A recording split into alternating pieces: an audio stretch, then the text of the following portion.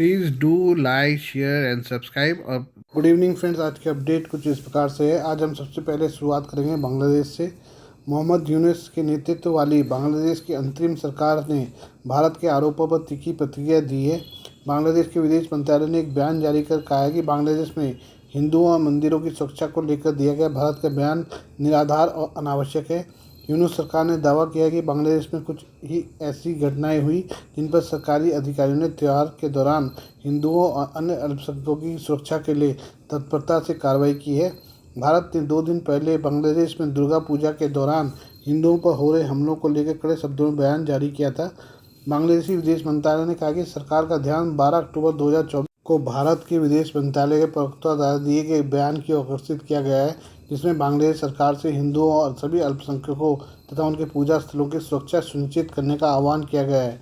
खास तौर पर इस पावन त्यौहार के समय इसी बयान में यह भी आरोप लगाया गया कि मंदिरों और देवताओं को अपवित्र करने और नुकसान पहुंचाने का एक व्यवस्थित पैटर्न है। बांग्लादेश सरकार ऐसे आरोपों को निराधार और दावों को अनुचित मानती है। मंत्रालय ने आगे कहा कि केवल कुछ ही ऐसी घटनाएं थी जिन पर सरकारी अधिकारियों ने त्यौहार के दौरान हिंदुओं और अन्य अल्पसंख्यकों की सुरक्षा सुनिश्चित करने के लिए तत्परता से कार्रवाई की। सांप्रदायिक सद्भाव और शांतिपूर्ण सह-अस्तित्व बांग्लादेश में उदारवाद और लोकतंत्र की एक पुरानी विशेषता है जो सभी लोगों को एकजुट करती है। बांग्लादेश सरकार इस बात की पुष्टि करती है कि हर व्यक्ति को, चाहे वह किसी भी धर्म, आस्था या विश्वास का हो, बिना किसी बाधा के अपने धार्मिक अनुष्ठान या प्रथाओं को स्थापित करने, बनाए रखने या करने का अधिकार है। बांग्लादेश में लगभग 32,000 पूजा मंडपों में दुर्गा पूजा के शांतिपूर्ण आयोजन से यह बात साबित हुई है। बांग्लादेशी विदेश मंत्रालय के बयान में जोगेश्वरी काली मंदिर से स्वर्ण मुकुट चोरी होने के मामले का भी जिक्र है। इस चोरी पर बांग्लादेश में भारत के उच्चायोग ने कड़ी प्रतिक्रिया दी थी। मंत्रालय ने अपने बयान में कहा कि 10 अक्टूबर 2024 को दक्षिणी बांग्लादेश के सतखीरा जिले में जोगेश्वरी काली मंदिर में सोने के मुकुट की कथित चोरी पर यह पुष्टि की गई थी कि मुख्य पुजारी ने दोपहर 2:30 बजे तक अपनी नियमित पूजा अनुष्ठान किया, जिसके बाद मुकुट मंदिर के अंदर बरकरार था। यह पता लगाने के लिए जांच चल रही है कि पुजारी और मंदिर के कर्मचारियों ने इतनी कीमती संपत्ति को बिना सुरक्षा के क्यों छोड़ा। चोरी के मामले में 4 व्यक्तियों को पहले ही गिरफ्तार किया जा चुका है। मंत्रालय ने यह भी कहा कि बांग्लादेश में सभी नागरिकों, विशेष रूप से धार्मिक अल्पसंख्यकों की सुरक्षा सुनिश्चित करना बांग्लादेश सरकार का कर्तव्य है। प्रत्येक नागरिक के अधिकारों की रक्षा करना, चाहे उसकी पहचान, धर्म या आस्था कुछ भी हो, बांग्लादेश का आंतरिक मामला माना जाना चाहिए। अंतरिम सरकार अंतर्राष्ट्रीय समुदाय को आश्वस्त करना चाहती है कि बांग्लादेश के लोगों की दीर्घकालिक धर्मनिरपेक्ष और समावेशी साख को बनाए रखने के लिए अपना सर्वश्रेष्ठ प्रयास जारी रखेगी। आइए हम बात करें भारत और सऊदी अरब के संबंधों के बारे में। भारत के सऊदी अरब के साथ संबंध बीते कुछ वर्षों में बेहतर हो रहे हैं।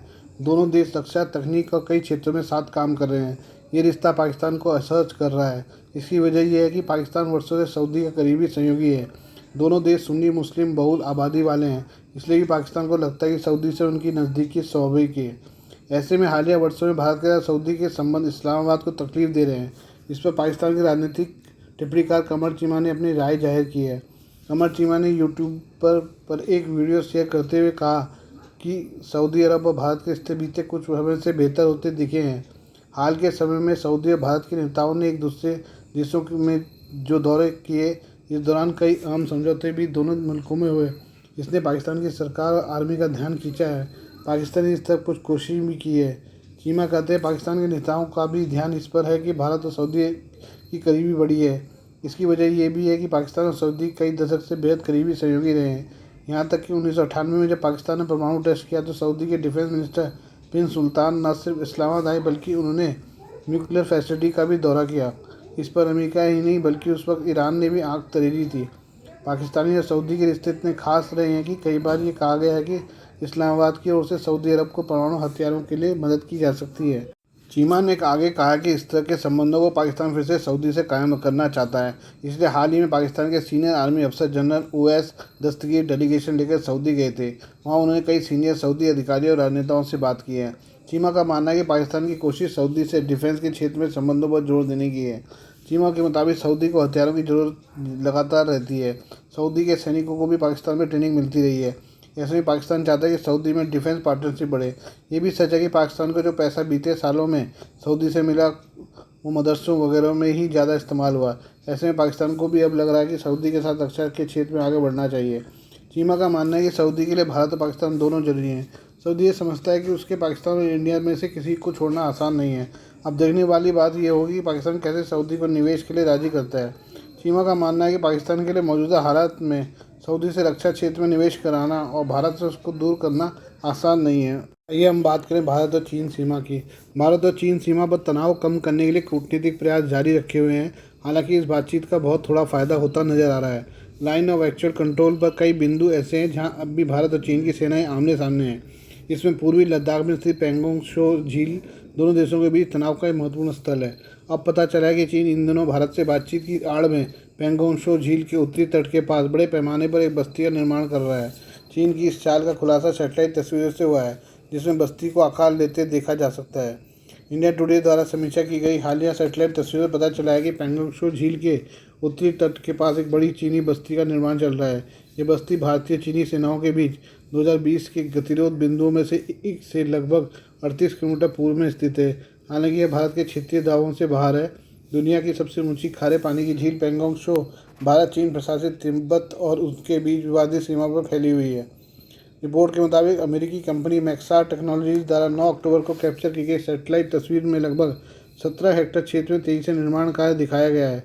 4,347 मीटर की ऊंचाई पर येमागो रोड के पास स्थित यह स्थल निर्माण और मिट्टी हटाने वाली मशीनरी से भरा हुआ है। तक्षशिला संस्थान में जियो पॉलिटिकल रिसर्च प्रोग्राम के प्रोफेसर और प्रमुख वाई नित्यानंदम के अनुसार आवासीय संरचनाओं और बड़ी प्रशासनिक इमारतों सहित 100 से अधिक इमारतें बनाई जा रही हैं। खुली जगह और समतल भूमि पार्कों या खेल सुविधाओं के लिए संभावित भविष्य के उपयोग का सुझाव देती हैं। उन्होंने दक्षिण पूर्व कोने में 150 मीटर लंबी आयताकार पट्टी की ओर भी इशारा किया है, यह अनुमान लगाते हुए कि इसे हेलीकॉप्टर संचालन के लिए तैयार किया जा सकता है। ओपन सोर्स सैटेलाइट इमेजरी के विश्लेषण से संकेत मिलता है कि झील की ओर ढलान वाली नदी के किनारे अप्रैल 2024 की शुरुआत में निर्माण शुरू हुआ था। सैन्य सूत्रों के अनुसार यह बस्ती संबंधित प्रशासनिक और परिचालन क्षेत्रों के बीच अंतर करते हुए 2 भागों में विभाजित प्रतीत होती है। संरचनाओं के छाया विश्लेषण से पता चलता है कि इस बस्ती में 1 और 2 मंजिली इमारतों का मिश्रण है। पास में छोटी झोपड़ियाँ हैं जिनमें से प्रत्येक में 6 से 8 लोग रह सकते हैं। 2 बड़ी संरचनाएं प्रशासन और भंडारण सुविधाओं के रूप में काम कर सकती है। सीधी रेखाओं के बजाय अर्धचंद्राकार लाइनों में डिज़ाइन किया गया लेआउट लंबी दूरी के हमलों के प्रति अक्षरचक को कम करने के इरादे से सुझाव देता है। ऊंची चोटियों के पीछे बस्ती का स्थान इसके रणनीतिक लाभ को और बढ़ाता है, जिससे आसपास के क्षेत्र से दृष्टिया सीमित हो जाती है। नित्यानंदम ने कहा कि आसपास की ऊंची चोटियां भूमि आधारित निगरानी उपकरणों से साइट को स्पष्ट करती है। सैन्य सूत्रों का अनुमान है कि यदि सैन्य उद्देश्यों के लिए उपयोग किया जाता है तो बस्ती एक एडॉक फॉरवर्ड बेस के रूप में कार्य कर सकती है, जिसमें चीनी सेना के लिए प्रतिक्रिया समय कम हो सकता है। अब हम इसराइल के बारे में बात करें। इजरायली प्रधानमंत्री बेंजामिन नेतन्याहू ने रविवार को कहा कि उत्तरी गाज़ा के जबालिया में इसराइल के सैन्य अभियान तेज हो रहे हैं। इसराइल रक्षा बल IDF नागरिकों से इलाके को खाली करने और दक्षिण की ओर जाने की अपील कर रहा है। नई रिपोर्टों से पता चलता है कि यह क्षेत्र में मानवीय सहायता को बंद करने की विवादास्पद योजना का पहला चरण हो सकता है। एक रणनीति जिसका उद्देश्य हमास के उग्रवादियों को भूखा मारना है, लेकिन इस योजना से सैकड़ों हजारों फिलिस्तीनियों के सामने भोजन या पानी के बिना फंसने का संकट पैदा हो सकता है। PM नेतन्याहू इजरायली संसद के समक्ष सेवानिवृत्त जनरलों के समूह की तरफ से प्रस्तावित और समाचार एजेंसी द एसोसिएटेड प्रेस की तरफ से एक्सेस की गई योजना गाज़ा पट्टी के उत्तरी तीसरे हिस्से में फिलिस्तीनियों को, जिसमें गाज़ा शहर भी शामिल है, क्षेत्र को बंद सैन्य क्षेत्र घोषित करने से पहले खाली करने के लिए 1 हफ्ते का समय देगी। इसके बाद जो बचे रहेंगे उन्हें लड़ाके माना जाएगा। सैन्य नियमों के अधीन जो सैनिकों को उन्हें मारने की अनुमति देते हैं और उन्हें भोजन, पानी, दवा और ईंधन जैसे आवश्यक आपूर्ति से वंचित कर दिया जाएगा। जनरलों की योजना कराने वाली इस रणनीति को हमास नेतृत्व को ख़त्म करने और नागरिक आबादी के लिए असहनीय परिस्थितियां पैदा करके उत्तरी गाज़ा पर सशस्त्र समूह की पकड़ को तोड़ने के लिए बनाया गया है। इस योजना के मुख्य वास्तुकार जियोरा एइलैंड, जो राष्ट्रीय सुरक्षा परिषद के पूर्व प्रमुख है, का मानना है कि यह साल भर से चल रहे युद्ध को समाप्त करने और हमास पर बाकी इजरायली बंधकों को रिहा करने का दबाव बनाने का एकमात्र तरीका है।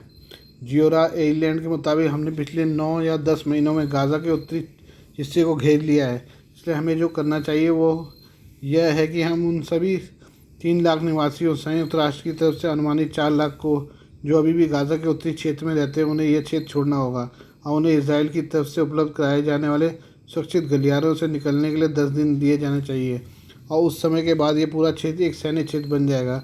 सभी बचे हुए हमास लड़ाकों या नागरिकों के पास 2 विकल्प होंगे, या तो आत्मसमर्पण करें या भूख से मरें। हालांकि मामले की जानकारी रखने वाले एक अधिकारी ने बताया कि योजना के कुछ हिस्सों को पहले ही लागू किया जा चुका है। हालांकि उन्होंने यह नहीं बताया कि कौन से हिस्से लागू किए जाएंगे। मानवाधिकार समूह जनरल की इस योजना से काफ़ी चिंतित है। उन्हें चेतावनी दी कि इससे नागरिकों को बड़ी कठिनाई का सामना करना पड़ सकता है। संभवतः अंतर्राष्ट्रीय कानूनों का उल्लंघन हो, जो भोजन को युद्ध के हथियार के रूप में उपयोग करने पर रोक लगाते हैं। अमेरिका ने भी ऐसी किसी भी योजना पर विरोध जताया है जो गाज़ा में सीधे इजरायली कब्जे की ओर ले जाए। आज के लिए बस इतना ही। बाकी मिलते हैं कल आपसे नई खबरों के साथ। धन्यवाद।